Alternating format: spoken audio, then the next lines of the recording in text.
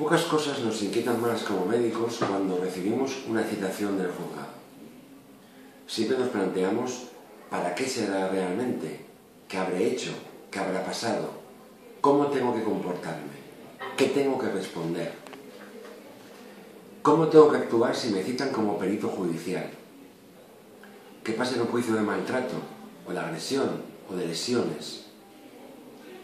Para todas estas distintas causas y motivos de posible citación, hemos pensado en esta mesa de actualización. Y para ello utilizaremos el formato de exposición de casos reales, situaciones reales en el que ha habido citaciones judiciales y su resolución posterior, para que entre todos podamos debatir, resolver dudas, inquietudes y disponer de herramientas que nos ayuden en el futuro a afrontar estas distintas situaciones que se nos pueden ir planteando.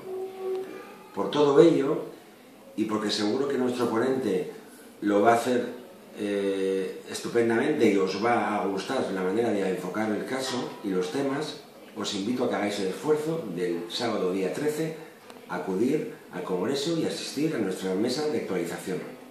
Nos vemos en Gijón.